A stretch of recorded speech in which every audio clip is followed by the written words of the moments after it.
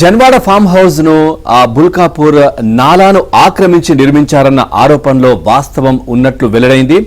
అది సాక్షాత్తు బీఆర్ఎస్ హయాంలోనే అని తేలింది. ఇక ఈ ఫామ్ హౌస్ కు వెళ్లే ప్రధాన రహదారి గేటును బుల్కాపూర్ నాలాపైనే నిర్మించారు. దీనిపై అప్పటి మల్కాజ్గిరి ఎంపీగా ఉన్న రేవంత్ రెడ్డి రెవెన్యూ ఇరిగేషన్ అధికారులకు ఫిర్యాదు కూడా చేశారు. ఆయన ఫిర్యాదుతోనే అధికారులు సంయుక్త సర్వే జరిపి 2020 జూన్ 20వ తేదీన ప్రభుత్వానికి నివేదిక సమర్పించారు.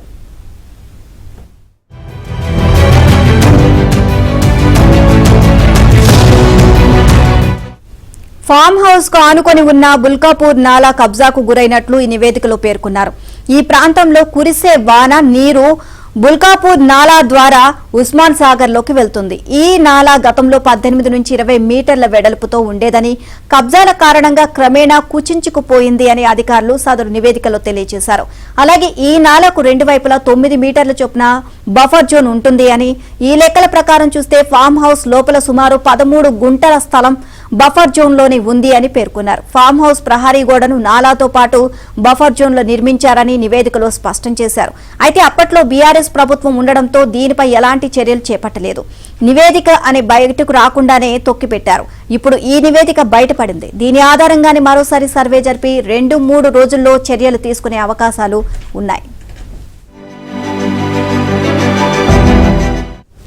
రైట్గా జన్వాడలో ఫామ్ హౌస్ ను నిబంధనలకు విరుద్ధంగా నిర్మించారంటూ రేవంత్ రెడ్డి ప్రతిపక్షంలో ఉన్న సమయంలో ఆరోపించారు. అక్రమ నిర్మాణమని నిరూపించేందుకు అప్పట్లో రేవంత్ రెడ్డి స్వయంగా ఈ స్థలాన్ని సందర్శించారు. ఫామ్ హౌస్ చుట్టుపక్కల కేటీఆర్ భార్య బంధువుల భూములు ఉన్నట్లు పేర్కొనే డాక్యుమెంట్లను కూడా బయటపెట్టారు. ఇదే సమయంలో ఓ డ్రోన్ ద్వారా ఈ ఫామ్ హౌస్ ఫోటోలు కూడా తీశారనే ఆరోపణలతో రేవంత్ పై అప్పటి బీఆర్ఎస్ ప్రభుత్వం కేసు కూడా పెట్టి ఆయన జైలు కూడా పంపించింది. ఓవరాల్ గా ఈ అంశానికి సంబంధించి మరింత సమాచారం మా కరెస్పాండెంట్ నుమాన్ అడిగి తెలుసుకుందాం. నుమాన్, పూర్తి డీటెయిల్స్ ఏంటి?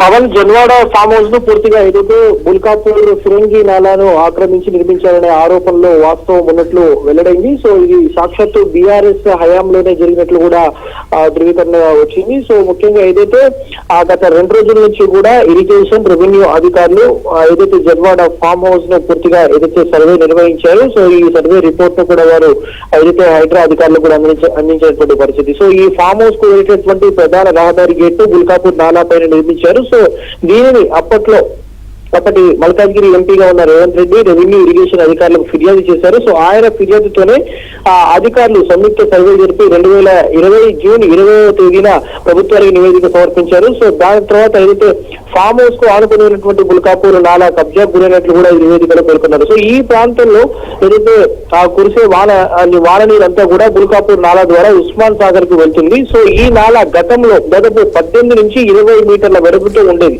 సో కబ్జా కారణంగా కాలక్రమేణా పూర్తిగా కుచించుకుపోయినటువంటి పరిస్థితి. సో ఈ నేపథ్యంలో అలాగే ఈ నాలకు 2 వైపులు కూడా దాదాపు అంటే 9 మీటర్ల చొప్పున బఫర్ జోన్ ఉంటుంది. సో ఈ లెక్క ప్రకారం చూస్తే దాదాపు ఫామ్ హౌస్ లోపల సుమారు 13 గుంటల బఫర్ జోన్ లోనే ఉన్నట్లు కూడా అధికారులు ఒక అంచనాకు వచ్చారు. సో ఫామ్ హౌస్ ప్రహరీ గోడను నాలతో పాటు బఫర్ జోన్ నిర్మించారని కూడా ఈ నివేదికలో స్పష్టమైంది. సో దీని మీద అంటే ఈ 2-3 రోజుల్లోనే జన్వాడ ఫామ్ హౌస్ మీద అధికారులు చర్యలు తీసుకునేటువంటి అవకాశం ఉంది. సో మొత్తానికైతే ఇటు జన్వాడ ఫామ్ హౌస్ పూర్తిగా నాలాను కబ్జా చేసి నిర్మించారనేది మాత్రమే ఈ నివేదికలు చాలా స్పష్టమైనని చెప్పొచ్చుకోండి. Thank you Numan, thanks for the updates.